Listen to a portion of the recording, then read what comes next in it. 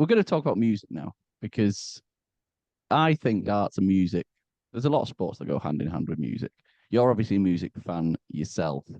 Um, how important do you think it is for the occasion? We'll talk about the specific kind of types like walk-ons and stuff, but the general kind of people going out to watch a match of darts, what would it be without music? I think they go hand in hand, don't they? I think the same sort of people that like going to concerts and stuff probably love going Mm, to darts.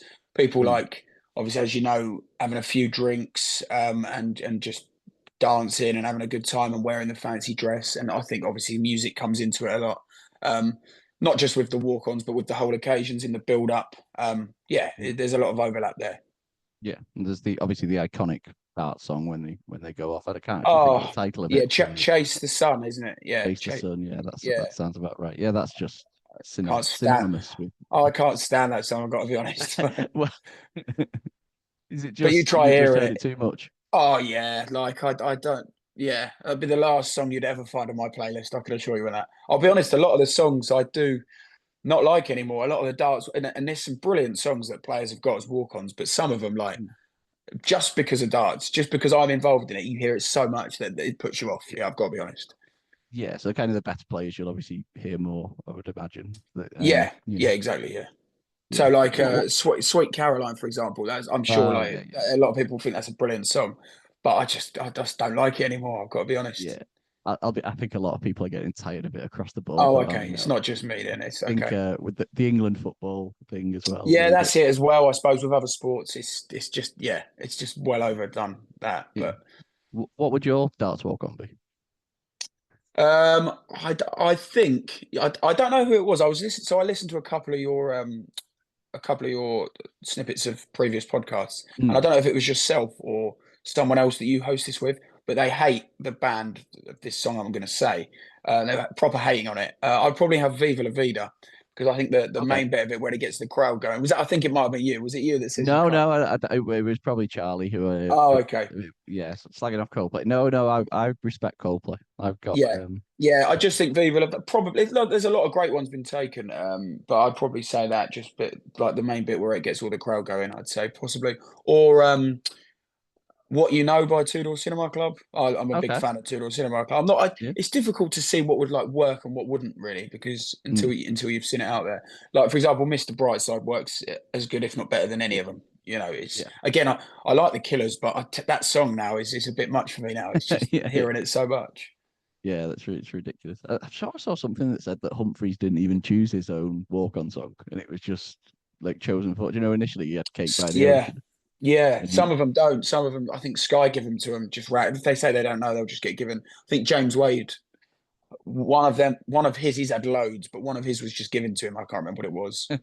yeah, no, I see that because that'd be my I'd love actually making that choice. You know, thinking about it, what would get the crowd going, things like that. I Yeah, think, it's tough because it's not just your favorite. You can't just pick your favorite song because it's got to be one that fits the vibe, doesn't it? And everyone can yeah, go crazy to and get behind you. So, like Nathan Aspinall's picked, he's onto a winner there, isn't he?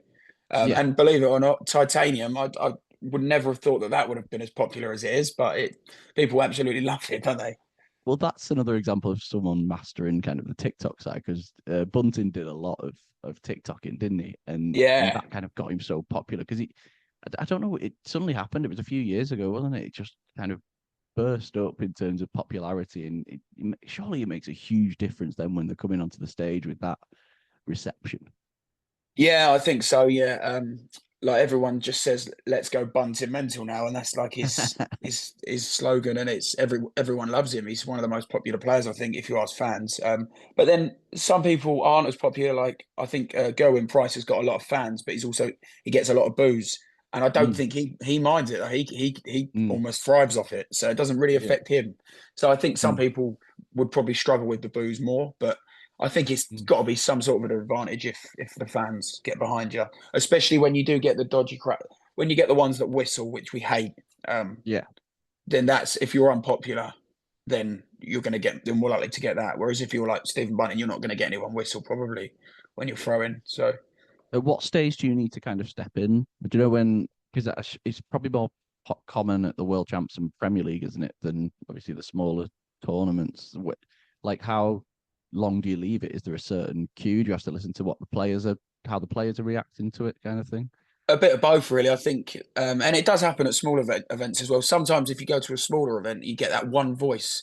Like you can hear that one voice just putting them Mm. off, like the way that. So you'd have to step in at smaller events too.